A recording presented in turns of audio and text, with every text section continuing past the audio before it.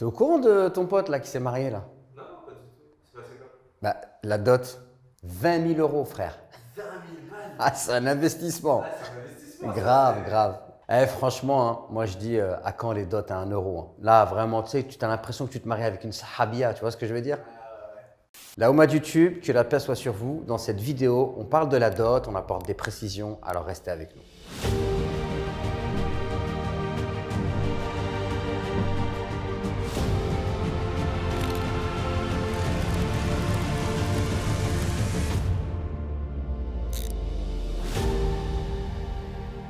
La dot est un principe islamique attesté par le Coran. Notamment, vous avez la sourate 4, verset 4, où Allah subhanahu wa ta'ala nous ordonne, nous aux hommes, de donner aux futures épouses leur dot. On appelle ça en arabe le mahr ou dans les dialectes maghrébins, sdaq. Cette dot constitue une condition du mariage, c'est-à-dire que pour que le mariage soit valable, il faut qu'on se mette d'accord sur cette dot.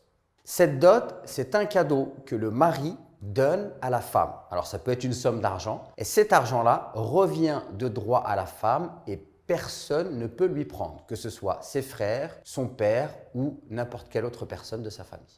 Alors, premièrement, est-ce qu'il y a un montant maximum pour cette dot? L'islam n'a pas fixé ni de montant maximum, ni de montant minimum. Alors, certains savants ont établi un montant minimum, mais il n'y a pas de texte stipulant une limite, que ce soit dans le Coran ou dans la sunna du prophète alayhi salatu wassalam. D'ailleurs, on rapporte que lorsque Omar ibn al-Khattab radiyallahu anhu était le calife des musulmans, Amir al-Mu'minin, il a voulu limiter le montant des dots, puisque Médine était devenue une ville riche et les dots avaient commencé à devenir beaucoup plus importantes. Et ce n'est pas une chose que Omar avait connue à son époque. Donc il a voulu le limiter. Et là, une femme l'a contredit en public. Elle lui a dit « Comment vas-tu limiter ce que ni Allah ni son prophète n'ont limité ?» Et Omar, après réflexion, s'est ravisé et a dit à cette femme « Tu as raison » et Omar a tort. Tu t'imagines, Salim, aujourd'hui, une femme qui contredirait un imam en plein sermon du vendredi et qui dit « Non, je pense que tu te trompes, Chir, c'est pas ça. » T'imagines le truc? Impossible. Incroyable. Également, est-ce qu'il y a une limite minimum? Alors, on trouve une limite minimum dans certains livres de jurisprudence. Donc, si on fait l'analogie avec aujourd'hui, certains vont dire qu'il faudrait une limite minimum de 150 euros. J'ai même entendu certains chiites dire que ça va être en fonction de l'mantaqa, de l'endroit où vous êtes. Par exemple, je sais que même en France, un chiite qui a un certain niveau dans le sharia, il disait que en fonction des us et coutumes, dans sa région, il estime que le minimum, c'est 500 euros. Mais ce n'est pas attesté par des textes qui sont clairs et tranchés. Et d'ailleurs, on a même dans la sunna du prophète, la preuve que certains se sont mariés avec peu de choses. Par exemple, un homme voulait se marier et le prophète dit à cet homme « Est-ce que tu as quelque chose à donner en dot ?» Il dit « Non, j'ai rien. » Il lui dit « Retourne chez toi et cherche quelque chose, ne serait-ce qu'une bague en fer. » Donc ça veut dire qu'en fait, le prophète, dans son état d'esprit, il n'y avait pas de limite, il s'adaptait en fonction des moyens de la personne. Et ce qu'on peut dire, c'est que l'esprit de la charia, c'est de rester dans la mesure. La mesure, ça va s'évaluer d'un point de vue de la situation du mari. Si vous travaillez, vous avez des revenus réguliers, etc., il est normal que vous donniez une dot. Et en fonction aussi de la culture.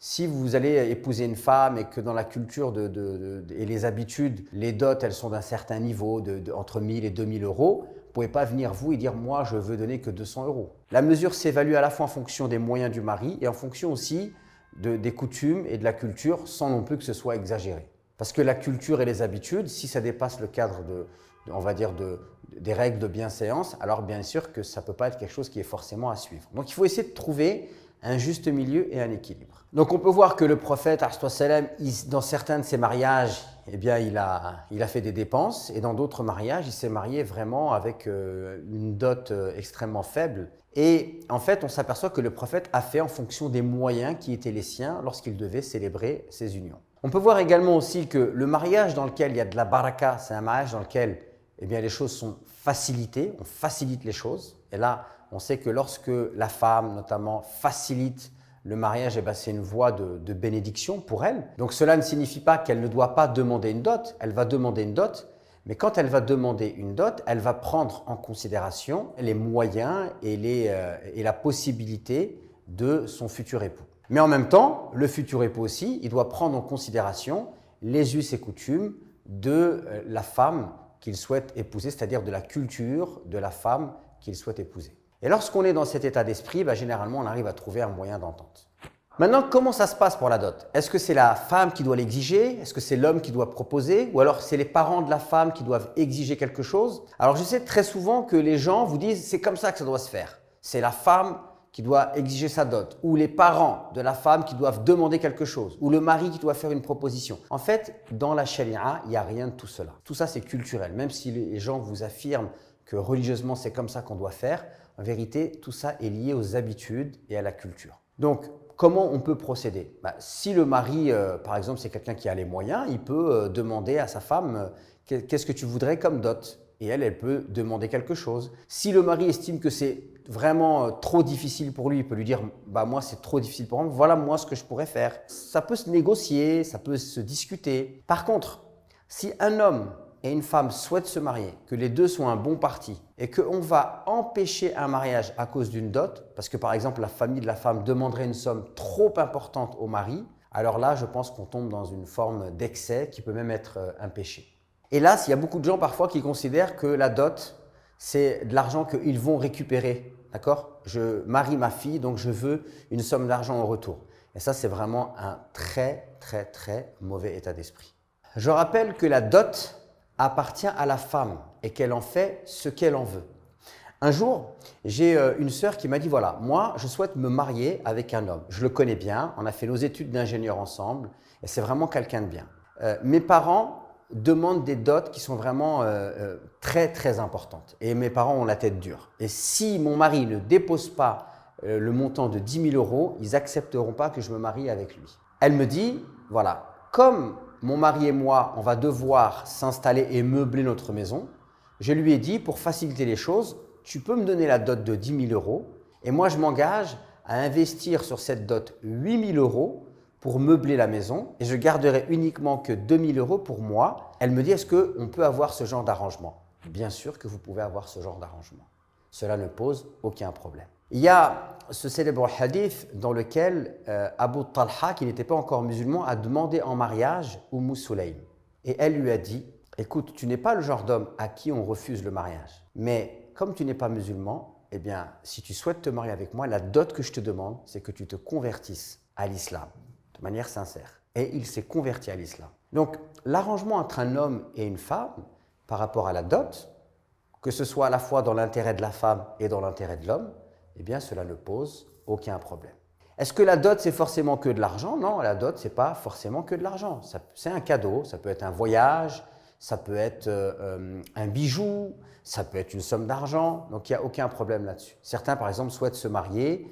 Et pour cela, ils souhaitent que leur mari, leur futur mari, leur offre une umrah ou un hajj. Cela est tout à fait possible.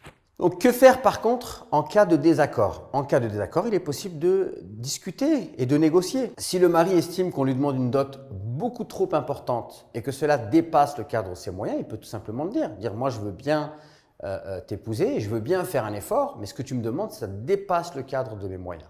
C'est aussi l'occasion, par exemple, dans ce genre de situation, de voir est-ce que ma future épouse est quelqu'un qui est compréhensive et qui est prête à faire un effort? Or, si elle ne veut rien entendre et elle a un niveau d'exigence qui est extrêmement haut, c'est peut-être le signe que par la suite, quand je vais me marier, je ne vais pas pouvoir assumer ce niveau d'exigence qui est extrêmement haut chez ma future épouse. Et pareil pour la femme.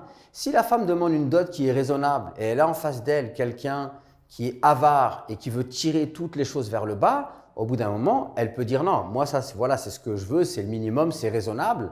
Et si le mari n'est pas prêt à faire un effort alors qu'il gagne bien sa vie, etc., c'est peut-être le signe pour cette femme que son futur mari, en tout cas celui qu'elle envisage comme tel, plus tard quand elle va se marier avec lui, c'est quelqu'un qui a des hérissons dans les poches. Et donc peut-être que ce n'est pas un bon parti finalement.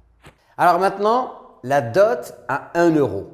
Après tout ce que je viens de vous dire, dans l'absolu, il n'y a rien qui interdit à une personne de donner une dot à 1 euro s'il n'a absolument pas les moyens, si sa future femme est d'accord avec cela, dans l'absolu, il n'y a pas de problème. Sauf qu'on s'aperçoit qu'il y a certains jeunes qui vont lire un certain nombre de hadiths et qui les comprennent à leur sauce. Par exemple, moi je suis père de famille et si quelqu'un voudrait se marier avec ma fille et qu'il veut se marier avec elle en lui donnant une dot à 1 euro, même si elle serait d'accord, moi je ne serais pas d'accord. Parce que j'estime qu'aujourd'hui, si vous voulez vous marier, il va falloir que vous puissiez assumer cette femme.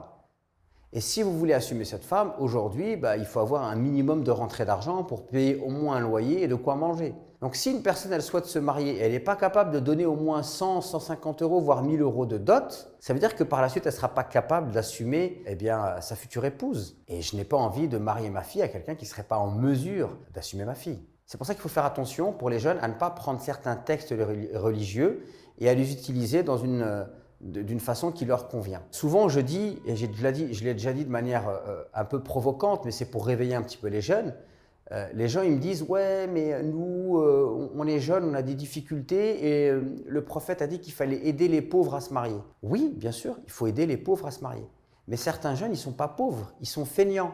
Ils ne travaillent pas, ils ne font rien, ils ne font pas d'études, ils sont chez leurs parents, ils dorment jusqu'à midi, ils touchent le RSA. Ça, ce n'est pas de la pauvreté. Ça, c'est de l'inconscience et de l'irresponsabilité. Et donc, il faut faire la distinction entre quelqu'un qui est pauvre, mais qui travaille, qui se bat, qui se lève et qui a un minimum de rentrée d'argent, mais compte tenu on va dire, de la vie qui est assez chère, en fait, il a juste de quoi vivre. Et là, effectivement, je serais ravi d'aider une personne comme ça pour se marier. Et une personne qui ne fait rien et qui vit au crochet de papa et maman et qui utilise les textes religieux pour dire « Non, moi, je me marie, je vais enseigner le Coran à ma future femme. » Moi, j'ai déjà eu un jeune qui m'a dit « Moi, la dot pour ma future femme, c'est je vais lui enseigner le tiers du Coran. » Mais je lui ai dit « Mais tu connais le tiers du Coran, toi ?» Il m'a dit « Non, je vais lui enseigner « Qul huwallahu ahad » parce que « Qul huwallahu ahad » c'est le tiers du Coran. Oui, là, c'est clairement déformer et prendre un certain nombre de choses qui appartiennent à la religion et les tourner dans un sens qui nous est profitable. Et bien sûr, c'est malhonnête d'un point de vue intellectuel et ce n'est pas quelque chose qui va nous élever. Voilà mes frères et sœurs, j'espère que cette vidéo vous sera pleinement profitable. N'hésitez surtout pas à la partager et n'hésitez surtout pas à me dire en commentaire comment ça s'est passé pour vous lorsque vous vous êtes marié pour cette question de la dot. Partagez avec nous vos expériences, comment vous avez amené cette question si vous êtes un homme ou une femme. Et puis peut-être que ça éclairera ceux qui ne sont pas encore mariés, qui regarderont cette vidéo. Je vous invite à vous abonner à cette chaîne et je vous invite également à liker cette vidéo et je vous dis à très vite pour de nouvelles vidéos.